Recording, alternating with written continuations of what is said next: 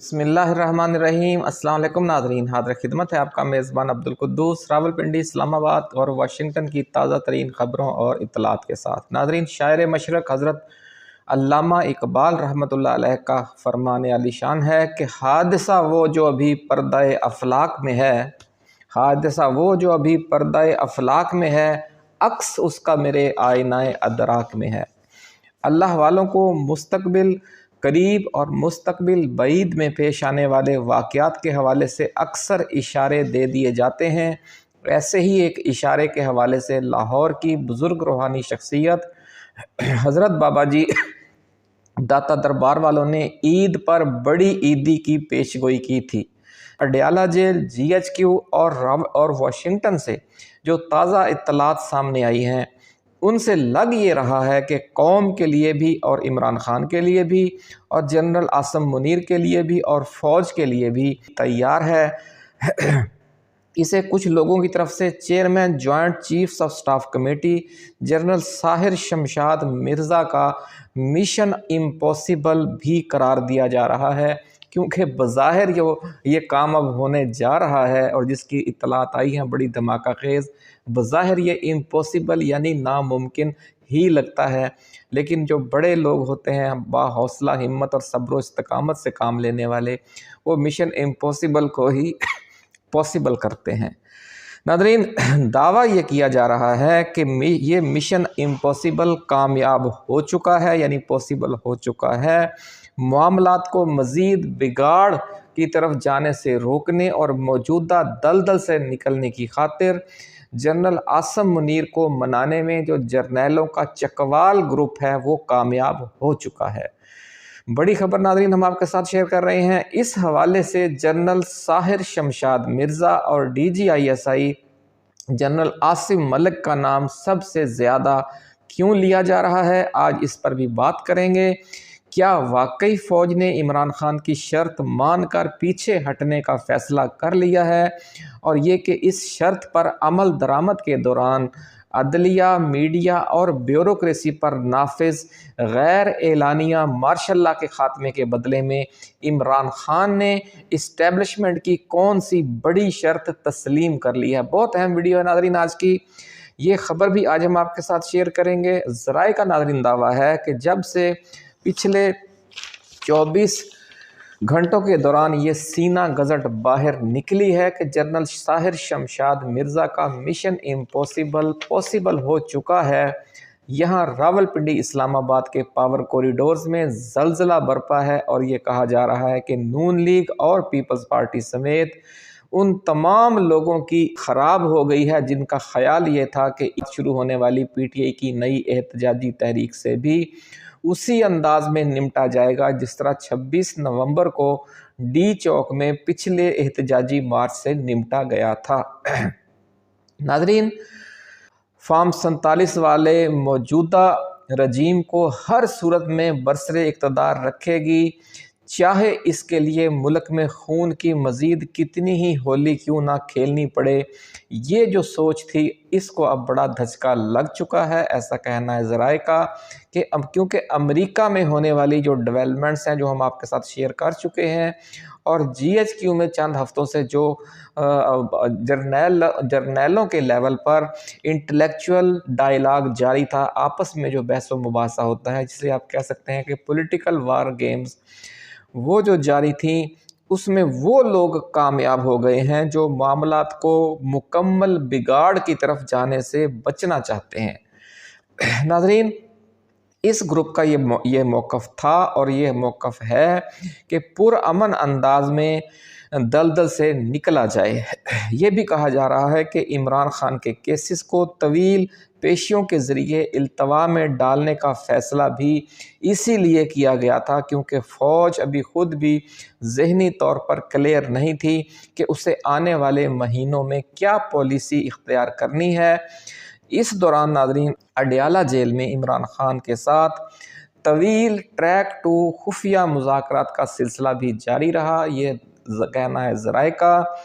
اب ذرائع کا یہ دعویٰ ہے کہ general Sahir Shamshad Mirza army chief general Asim Munir کو منانے اور عمران خان کے ساتھ ایک فارمولے پر معاملات طے کرنے پر آمادہ کرنے میں کامیاب ہو گئے ہیں۔ اس بہت بڑی پیش رفت پر پہنچنے میں ناظرین یہ تفصیل بھی آج ہم آپ کے ساتھ شیئر کریں گے۔ ویڈیو کی ڈیٹیل میں جانے سے پہلے ناظرین ہم اپنے نئے آنے والے دوستوں کو یہ یاد دلانا چاہتے ہیں کہ یہ چینل آپ کا اپنا ہے،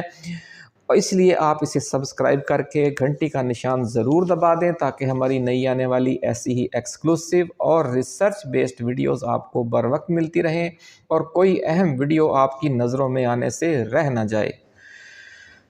ناظرین، امریکہ اپنے دوست اور دشمن ممالک پر کس طرح دباؤ ڈالتا ہے، اس کی تازہ ترین مثال افغانستان کی جو طالبان حکومت ہے اسے راہ راست پر لانے والی ایکٹیویٹی ہے، جس کے جو سرخیل ہیں وہ ظلم خلیل زاد تھے۔ ناظرین، کانگریس میں 1 مارچ کو بل 94 پیش کیا گیا جس میں پاکستان کا نان نیٹو الائی کا اسٹیٹس ختم کرنے کا کہا گیا۔ یہ بل بظاہر پاکستان کے خلاف تھا، لیکن اس کا جو اصل مقصد تھا وہ افغانستان پر دباؤ ڈالنا تھا۔ ایریزونا سے ریپبلکن پارٹی کے رکن اینڈی بگز نے یہ بل پیش کیا اور اس بل میں یہ کہا گیا تھا کہ جو پاکستان بڑا نان نیٹو اتحادی ہونے کی وجہ سے امریکہ سے کروڑوں ڈالرز کی، اربوں ڈالرز کی فوجی سپلائی اور امداد مسلسل حاصل کر رہا ہے، یہ ختم کر دی جائے۔ پاک فوج کو امریکہ کے defence development and research projects میں اسی نان نیٹو الائی کی وجہ سے حصہ لینے کا موقع ملتا ہے، شامل ہونے کا۔ اس بل میں مطالبہ کیا گیا تھا کہ پاکستان افغانستان حکومت میں شامل مختلف طالبان دھڑوں، خاص طور پر حقانی نیٹ ورک کے خلاف کارروائی کرے اور افغان طالبان سے جڑے تمام نیٹ ورکس کے خلاف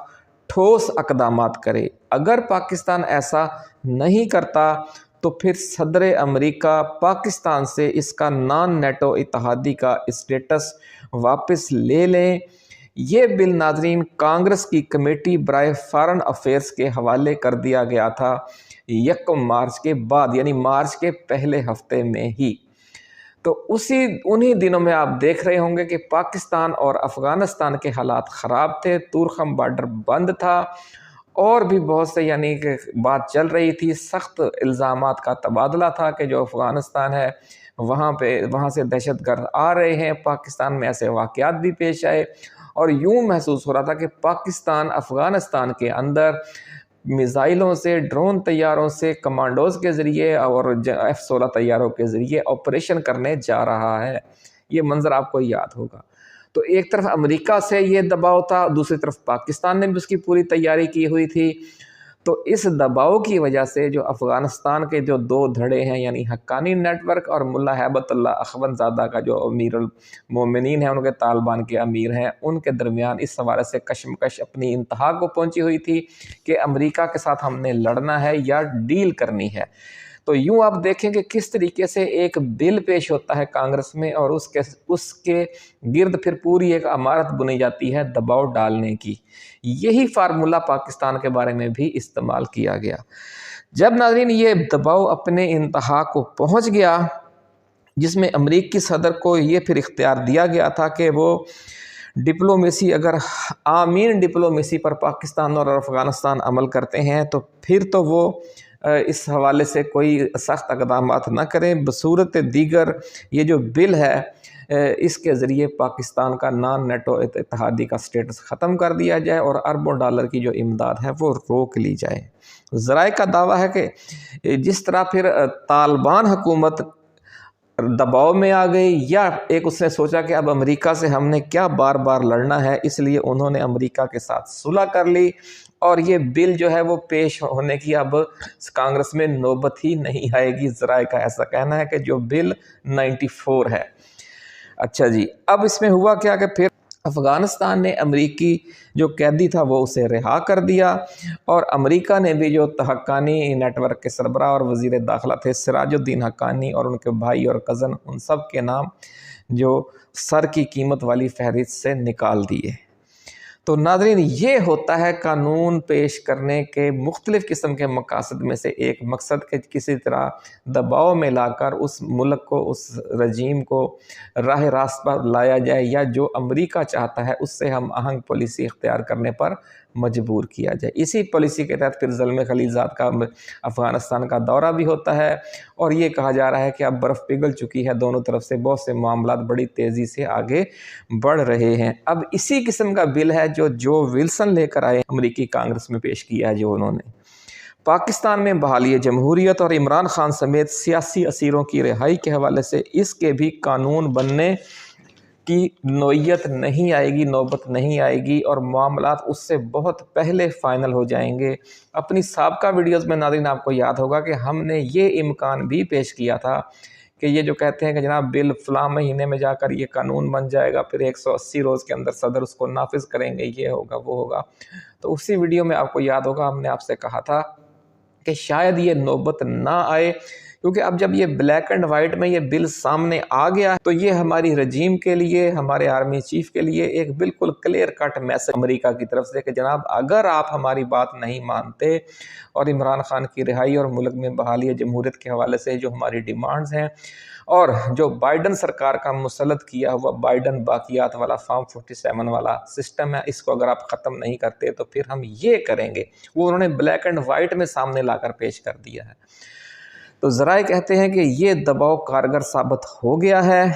امریکہ کی طرف سے جو ڈالا گیا، اور ذرائع کا دعویٰ ہے کہ اس دباؤ کو جو مسلسل بڑھتا ہی جا رہا ہے محسوس کرتے ہوئے پاک فوج نے بھی اپنی حکمت عملی میں تبدیلی کر لی ہے، اور اس حوالے سے جو فوج کے اندر انٹلیکچول ڈائیلاگ جاری تھا جس کی ابھی ہم نے آپ کو خبر دی، اس میں بھی، اور جو پی ٹی آئی کے سربراہ عمران خان کے ساتھ اڈیالہ جیل میں ٹریک 2 مذاکرات تھی، اس میں بھی بڑا بریک تھرو ہو چکا ہے، یہ کہنا ہے ذرائع کا۔ ناظرین، chairman joint chiefs of staff committee general Sahir Shamshad Mirza کی سربراہی میں سینئر جرنیلوں کا ایک group army chief general Asim Munir اور ان کے خاص رفقۂ کار کو یہ باور کروانے میں کامیاب ہو گیا ہے کہ عمران خان کو اور پی ٹی آئی کو دیوار سے لگانے کی پالیسی کو اب ختم کرنے کا وقت آ گیا ہے، کیونکہ اگر آج یہ کام نہ کیا گیا تو پھر وقت ہاتھ سے گزر بھی سکتا ہے۔ ایک طرف امریکہ سے دباؤ بڑھتا جائے گا تو دوسری طرف پاکستان کے جو 2 قریب ترین دوست ہمسایہ ممالک اور دوست ممالک ہیں، سعودی عرب اور چین، وہ بھی مزید ناراض ہو سکتے ہیں، جو پہلے ہی بار بار بڑے طریقے سے عمران خان کی واپسی کا مطالبہ کرتے آ رہے ہیں، لیکن کھل کر یہ بات اظہار اس کا نہیں کرتے۔ اس لیے بہتر یہی ہے کہ پی ٹی آئی کی شروع ہونے والی نئی ملک گیر احتجاجی تحریک کو 26 نومبر کے ڈی چوک قتل عام کے انداز میں کچلنے کی کوشش نہ کی جائے، کیونکہ ایک بار پھر یہ راستہ اختیار کرنا ملک و قوم کو مکمل تباہی اور خلفشار کی دلدل میں ڈالنے کے اور گڑھے میں لے جانے کے مترادف ہوگا۔ ناظرین، ذرائع کا دعویٰ ہے کہ پاک فوج کی اعلیٰ قیادت پچھلے 3-4 ہفتوں سے اس حوالے سے مسلسل آپس میں مشاورت کے عمل سے گزر رہی تھی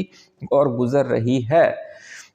اور عمران خان کے ساتھ بھی اس دوران اہم مذاکرات اور پس پردہ خفیہ رابطے ہوئے۔ یہ کہا جا رہا ہے کہ ان مذاکرات میں اسٹیبلشمنٹ کی طرف سے اس خواہش کا اظہار کیا گیا کہ عمران خان اور ان کا سوشل میڈیا اداروں کے خلاف مکمل سیز فائر کی یقین دہانی کروائے تو بہت سے معاملات میں پی ٹی آئی کو اس موجودہ بند گلی سے نکلنے کا راستہ دیا جا سکتا ہے، اور خان سے اس حوالے سے پکی ضمانت مانگی گئی کہ اگر وہ یہ ضمانت دے دیں تو نہ صرف عمران خان بلکہ پی ٹی آئی کے تمام اسیروں کو رہا کر دیا جائے گا، اور باقی معاملات بھی پھر سیاسی انداز میں طے کر لیے جائیں گے۔ ناظرین، ذرائع کا دعویٰ یہ ہے کہ عمران خان نے اس حوالے سے یہ شرط پیش کی کہ اگر فوج اور جرنیل یہ چاہتے ہیں کہ ہم ان کا نام نہ لیں اور اب تک ہمارے ساتھ جو ظلم و ستم اور زیادتیاں ہو چکی ہیں ہم وہ سب کچھ بھول جائیں اور مثبت انداز میں ملک و قوم کی خاطر آگے بڑھنے کا راستہ نکالیں، تو ملک و قوم کو موجودہ دلدل سے نکالنے کی جو ذمہ داری ہے وہ صرف پی ٹی آئی پر تو نہیں ہے، فریق مخالف بھی قربانی دے، ہم بھی قربانی دینے کے لیے تیار ہیں۔ لیکن پھر انہوں نے کہا کہ ہم تو یہ قربانی دیں گے، اس کے بدلے میں اس کے عوض شرط کیا فوج مانے، وہ شرط یہ انہوں نے پھر پیش کی کہ پھر اگر ہم ایسا کرتے ہیں کہ ہم اداروں کا نام نہ لیں، ہم عاصم منیر کا نام نہ لیں، ہم کسی جرنیل کا نام نہ لیں، ہم 9 مئی کا نام نہ لیں، ہم 26 نومبر کا نام نہ لیں، ہم 8 فروری کا نام نہ لیں، ہم کوئی ذکر ہی نہ کریں جو گزر چکا، 100 گزر چکا، مٹی پاؤ دے آگے چلو، تو پھر فوج اور ISI کی طرف سے بھی عدلیہ، میڈیا اور بیوروکریسی پر جو غیر اعلانیہ مارشل لا نافذ ہے اسے بھی اٹھا لیا جائے، اسے ختم کیا جائے۔ اس کے بعد PTI سمیت جو اپوزیشن جماعتیں ہیں اپنی جمہوری، سیاسی اور عدالتی جنگ کے ذریعے فارم 47 حکومت کے ساتھ خود ہی نمٹ لیں گی۔ یہ ہے پھر ناظرین جو خان نے آگے سے جواب دیا، کیونکہ لوگ کہتے ہیں جی خان مذاکرات نہیں کرتا، خان مذاکرات بھی کرتا ہے لیکن بڑی دلیل سے بات کرتا ہے۔ ذرائع کا ناظرین دعویٰ ہے کہ اس سلسلے میں ایک فائنل ڈرافٹ اب تیار کیا جا چکا ہے کہ دونوں فریق کس کس حوالے سے پیچھے ہٹیں گے اور آئندہ کا لاہ عمل کیا ہوگا، اور اس ڈرافٹ کی تیاری میں chairman joint chiefs of staff committee general Sahir Shamshad Mirza اور ISI کے موجودہ سربراہ لیفٹیننٹ جنرل عاصم ملک نے انتہائی کلیدی کردار ادا کیا ہے، ایسا دعویٰ ہے ذرائع کا۔ ناظرین اس دھماکہ خیز پیش رفت میں پاک فوج کے چکوال گروپ کے سینئر فوجی افسران کی مخلصانہ کاوشوں کا بار بار ذکر بھی آ رہا ہے، کیونکہ خود پاک فوج کے اندر سے بھی اوپر سے نیچے تک موجودہ نہ ختم ہونے والی مہاجرائی کے حوالے سے یہ سوچ پیدا ہو چکی ہے کہ ملک کے سیاسی مسائل کو سیاستدانوں کے ذریعے حل کرنے کا راستہ اختیار کرنا چاہیے، اور فوج اس حوالے سے اپنا اثر و رسوخ اور ریاستی طاقت کا جو استعمال کبھی ایک فریق کے حق میں کرتی ہے، کبھی دوسرے فریق کے حق میں، یہ استعمال کرنے کی جو پرانی حکمت عملی ہے اب اس سے باہر نکلا جائے۔ ناظرین سوشل میڈیا پر سابق آرمی چیف جنرل جہانگیر کرامت کے مبینہ بیانات کے حوالے سے بھی بہت شور مچا ہوا ہے آج کل، اور ایک پرانی ویڈیو بھی دوبارہ اپلوڈ کی جا رہی ہے، لیکن ہم نے اس حوالے سے جب فیکٹ چیک کیا ہے تو یہ ثابت ہو گیا ہے کہ جنرل جہانگیر کرامت نے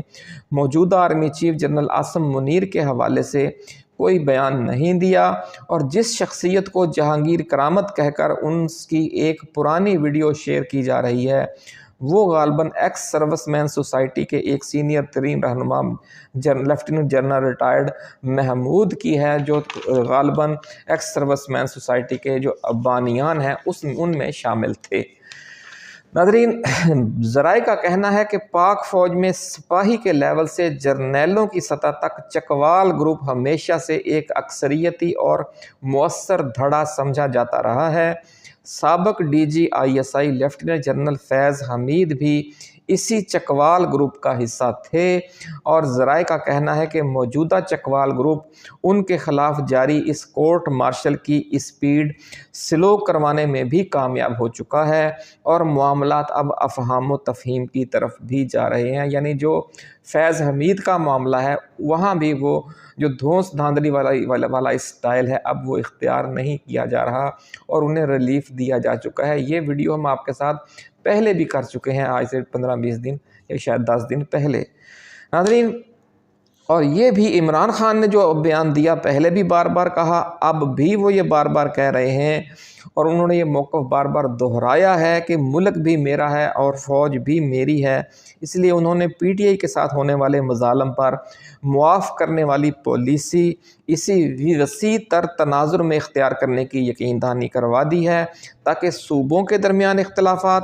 ناراض گروپوں کے ساتھ معاملات اور سیاسی جماعتوں کی آپس کی کشمکش سب کچھ جو ہے وہ سیاسی طریقے سے آئین کے اندر رہتے ہوئے طے کیا جائے، اور ریاست کی طرف سے طاقت کو، جو ریاستی طاقت ہے اس کو داخلی معاملات میں کسی صورت میں استعمال نہ کیا جائے، اور یہ جو سلسلہ ملک کے اندر غیر اعلانیہ مارشل لا نافذ ہے